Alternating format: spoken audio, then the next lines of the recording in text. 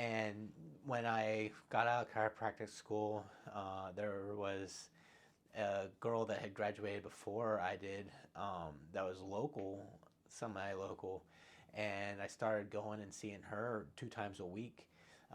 Went there for 8, 9 months, and about 6, 7 months in, I started noticing that pain wasn't there anymore.